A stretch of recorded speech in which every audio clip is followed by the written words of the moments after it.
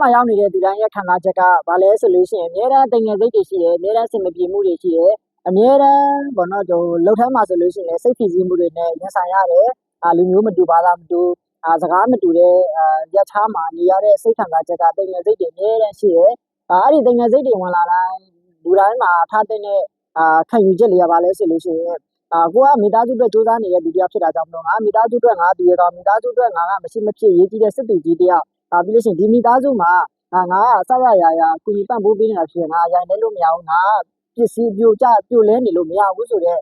တွင်းမျိုးတွေနဲ့ရှင်တန်ရတဲ့အချိန်တွေအများကြီးပဲရှိတယ်အဲ့တော့ဒီမှာရောက်နေတဲ့သူတွေရဲ့ခံစားချက်ကလည်းထပ်တူပဲခံစားမိတယ်အဲ့တော့မလေးရှားမှာပဲရောစင်ကာပူမှာပဲရောနိုင်ငံသားရောက်နေတဲ့သူတွေအကုန်လုံးရဲ့စိတ်ခံစားချက်ထဲမှာဆိုလို့ရှိရင်အလုပ်ထဲမှာဖြစ်တိမ်ငယ်စိတ်တွေအများတန်းဝင်တယ်တိမ်ငယ်စိတ်တွေဝင်လာတိုင်းတွေးရမယ့်ချက်ကပါလဲဆိုလို့ရှိရင်ငါမိသားစုအတွက်စစ်တူကြီးငါရဲ့ဒီနေ့စူးစမ်းမှုဒီငါမိသားစုအတွက်စင်ပြေဖို့ဆိုတော့ကျွန်တော်တို့စိတ်တွေမွေးပြီးတော့ရာရာကိုတိခတ်နိုင်စွမ်းနေနဲ့နေ့ရက်တိုင်းကိုဖြတ်ကျော်ပါလို့ကျွန်တော်နေကြပေးချင်ပါတယ်